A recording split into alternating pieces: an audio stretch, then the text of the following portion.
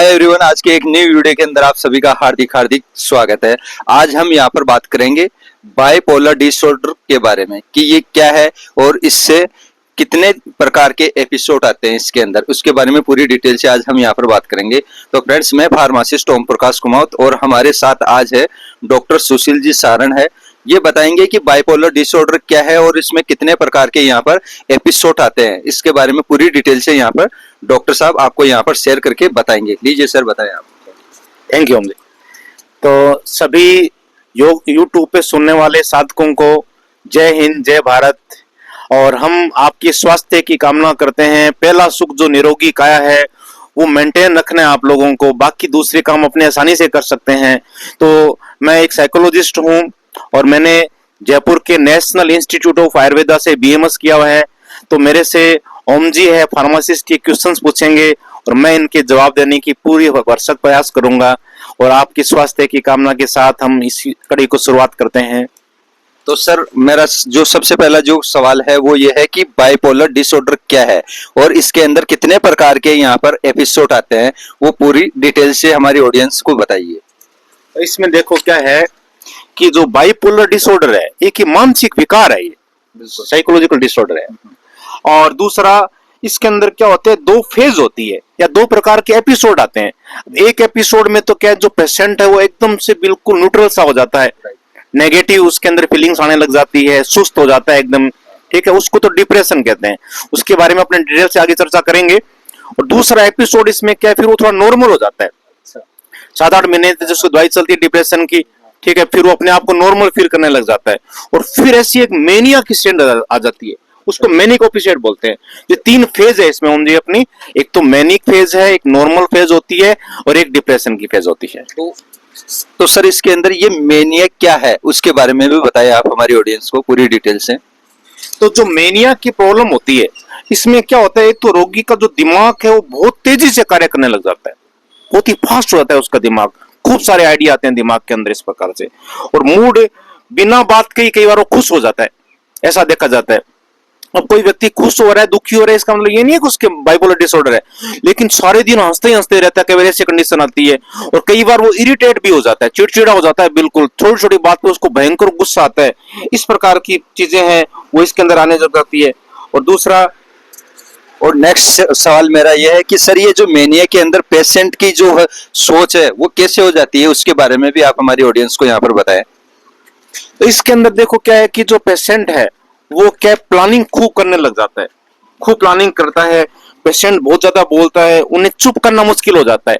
मतलब कई बार ऐसी हैबिट होती है कि लगातार वो एक ही एक चीज पे लगातार बोलता रहता है। मतलब अगले के हाथ में माइक देगा ही नहीं है, अगले को बोलने देता ही नहीं, खुद ही खुद बोलता रहता है। बड़ी बड़ी बातें करने लग जाता है उसके अंदर। हाँ, बड़ी बड़ी बातें करने हो जाती है। हाँ, कभी पेशेंट को लगता है कि वो नया बिजनेस कर लूं, कभी मैं लगता है कि पैसे प्रॉपर्टी में लगा दूं, नए नए आइडिया आते हैं, अच्छे अच्छे आइडिया आते रहते हैं उसके दिमाग के अंदर, अच्छे अच्छे आइडिया आते रहते हैं दिमाग के अंदर है। और वो फिर कई बार क्या है कि वो उन आइडियो की प्लानिंग को वो गलत जगह लगा देता है, ठीक, उसको लॉस भी होता है इस प्रकार से। तो सर, अब हमारा जो नेक्स्ट सवाल है वो है कि मेनिया में पेशेंट को क्या नुकसान हो सकता है। यहाँ पर मान लो कि किसी के यहाँ पर मेनिया हो गया, लेकिन अब उसके अंदर यहाँ पर उस पेशेंट को क्या यहाँ पर नुकसान होगा, लॉस क्या हो सकता है, वो बताएं। बहुत अच्छा क्वेश्चन किया ओम जी ने मेरे से। तो इसमें देखो क्या है कि अभी जो बात कर रहे थे कि जो पेशेंट है उसके अंदर खूब सारे आइडिया आते हैं, उसको हर आइडिया ठीक लगता है, तो उधार ले लेके, लोन उठा उठा के वो ऐसे ऐसे बिजनेस कर लेता है कि उसको आर्थिक इकोनॉमिकली बहुत ही नुकसान होता है, इकोनॉमिकली क्राइसिस में फंस जाता है। और फिर इकोनॉमिकली क्राइसिस भी बहुत बड़ा क्राइसिस होता है उसके अंदर। फिर बाद में कई बार मैनिक से वापस डिप्रेशन में चला जाएगा पेशेंट, भयंकर, और सुसाइडल थॉट्स भी आने लग जाते हैं इस प्रकार से। ये उसको बहुत बड़ा नुकसान हो सकता है। सर, हमारा जो ये नेक्स्ट सवाल है वो ये है कि मेनिया में पेशेंट की नींद कैसी रहती है। मान लो कि किसी के यहाँ पर मेनिया की प्रॉब्लम हो गई तो उसको नींद कैसी रहेगी, नींद लेने में क्या कोई दिक्कत आ सकती है उसको, उसके बारे में भी आप बताएं सर। तो मेनिया का जो एपिसोड आता है वो एक्चुअल में देखो क्या है कि बहुत ही कम नींद आती है पेशेंट को, उसके बाद आता है मेनिया का एपिसोड। तो उसमें 2-3 घंटे नींद आती है अधिकतर, और वो पेशेंट अपने आप को बहुत ही एनर्जेटिक फील करता है, हमेशा एनर्जेटिक रहता है कि मैं बिल्कुल ठीक हूँ।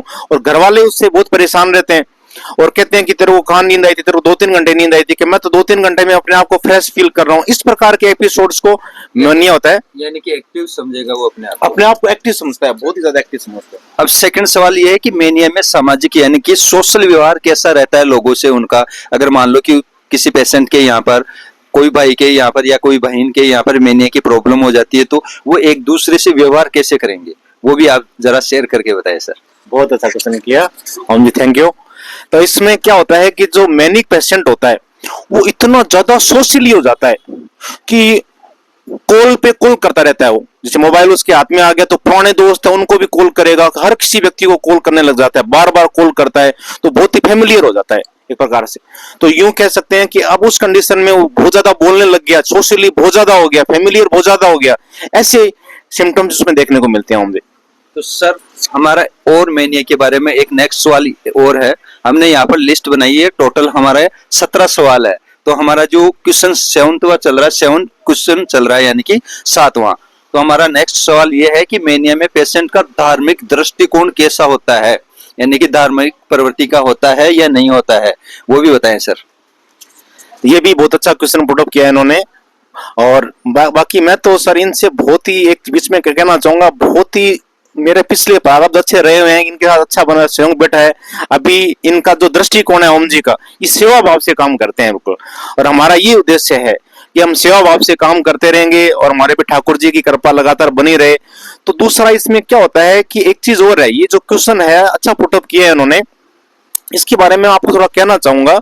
एज ए मेडिकली आपको बता रहा हूं मैं, साइकोलॉजिस्ट, कि इसमें जो मैनिक पेशेंट होता है कई बार उसमें जो धार्मिक दृष्टिकोण इतना ज्यादा हो जाता है कि वो सारा दिन ही एक प्रकार से उसमें लीन हो जाता है।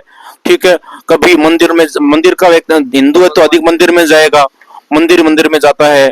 इसी प्रकार से जैसे मान लो कोई मोमडन है तो वो अपनी जगह जाएगा और मस्जिद में जाएगा, ईसाई है वो चर्च में जाएगा, बहुत ही ज्यादा रिलीजियस हो जाता है। इस प्रकार की कंडीशन भी उसमें मेनिया के अंदर मिलती है सर। तो सर इसके अंदर नेक्स्ट हमारा जो सवाल है, तो इस कंडीशन के अंदर मैनिक एपिसोड कब बोलोगे आप यहाँ पर पेशेंट को, इसके बारे में बताएं। तो ये जो भी हमने सिम्टम्स बताए थे आपको कि मोम जी, जैसे एक तो पेशेंट बहुत ज्यादा बोलता है, लगातार खुश रहता है, लगातार चिड़चिड़े रहता है, अनेक प्रकार की प्लानिंग्स करता है, खूब प्रकार के उसके आइडिया आते हैं इस प्रकार से। तो ये सिम्टम्स ऐसा नहीं है कि केवल आपके 5-6 घंटे आपने देखा तो मेनिया का हो गया।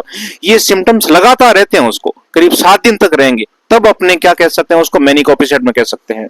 नेक्स्ट सवाल आप बताइए, हाइपोमेनिया में क्या होता है आप बता दीजिए। बिल्कुल। अब इसके अलावा एक कंडीशन और होती है जिसको कहते हैं हाइपोमेनिया। हाइपो टर्म जहां पर भी यूज होती है साइंस के अंदर या मेडिकली, वो कम के लिए होता है। तो हाइपोमेनिया में क्या होता है, तो हाइपोमेनिया में क्या है कि लक्षण तो यही रहते हैं लेकिन कम दिन तक रहते हैं, कम दिन तक रहेगा और फिर पेशेंट ठीक हो जाता है।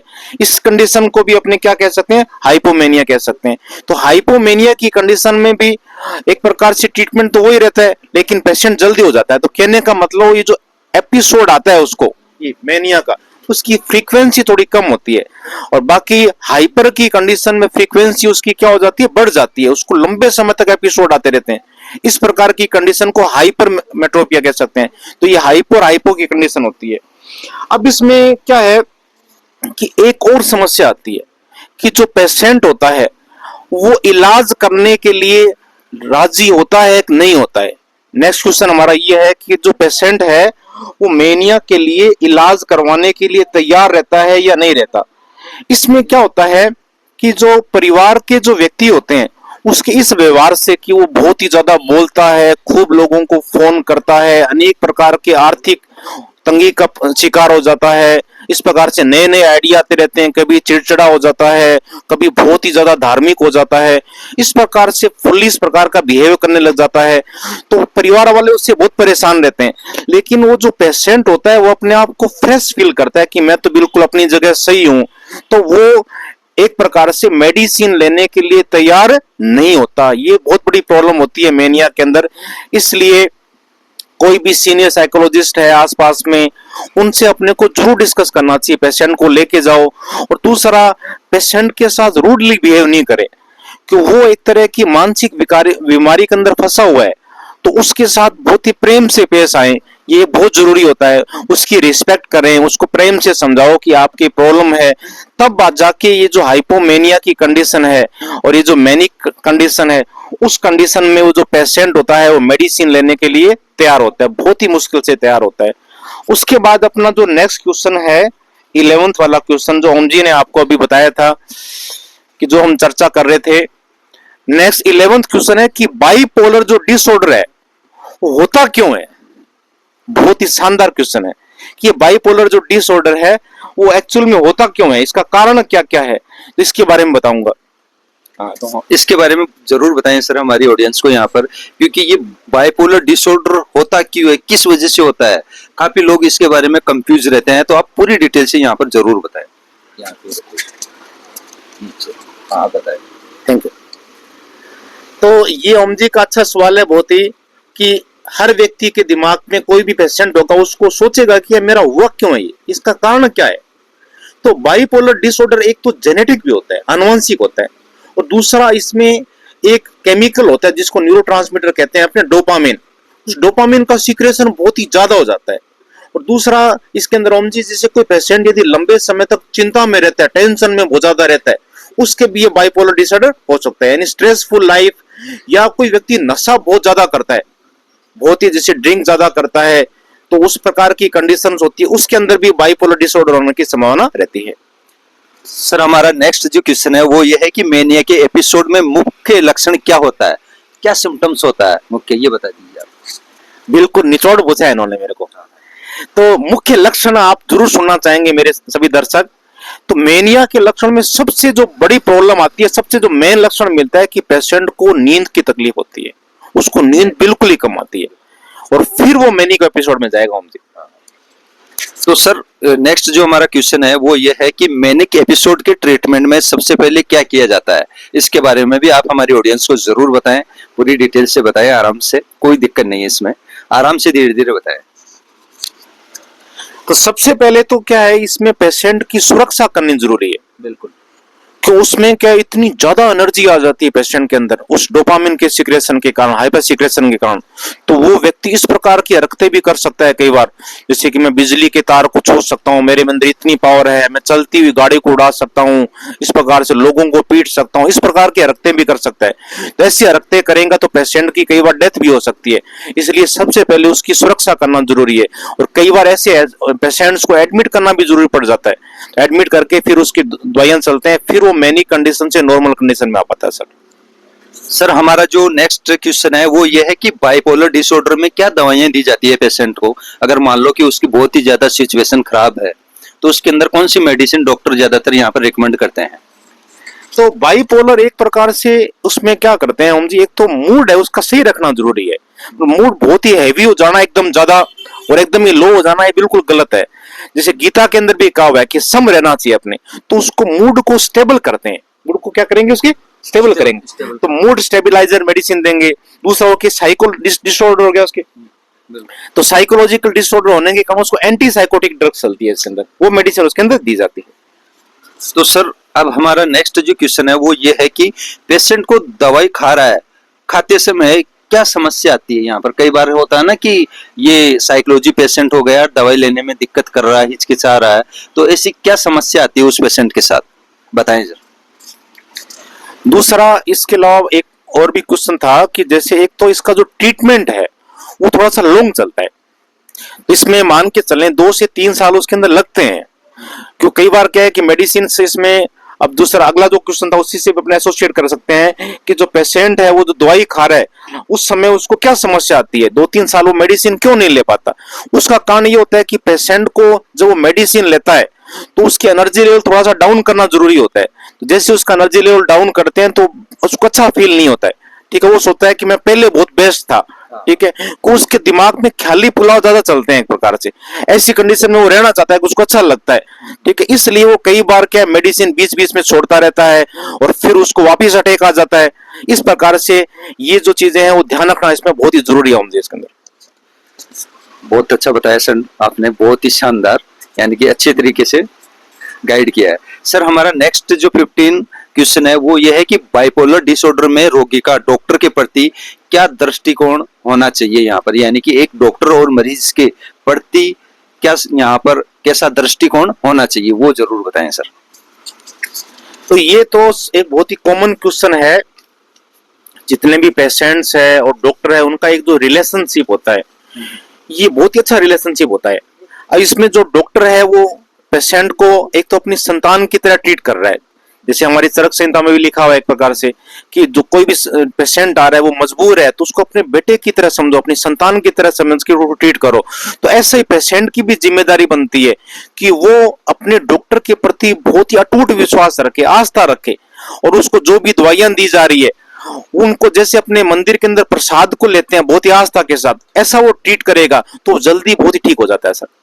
सर हमारा जो 16वां क्वेश्चन है वो ये है कि मेनिया में अंधविश्वास क्या होता है। काफी लोगों को हो जाता है ना अंधविश्वास गाँव की भाषा के अंदर सिटी में तो फिर भी लोग आजकल समझने लग गए हैं, लेकिन गाँव के अंदर बहुत कम समझते हैं, इसको अंधविश्वास मान लेते हैं। तो ये मेनिया में अंधविश्वास क्या होता है वो भी जरा डिटेल से बताएं। तो ये बहुत ही अच्छा क्वेश्चन किया है इन्होंने, इस पे बहुत गौर करने की जरूरत है। इसमें क्या होता है कि जैसे आजकल गांवों के अंदर क्या शहरों के अंदर भी हो गया, तो इसमें कई बार जो लोग सोचते हैं कि इसके अंदर इतनी एनर्जी आ कहां से गई, इसमें किसी आत्मा ने प्रवेश कर लिया, इसमें किसी प्रेत ने प्रवेश कर लिया।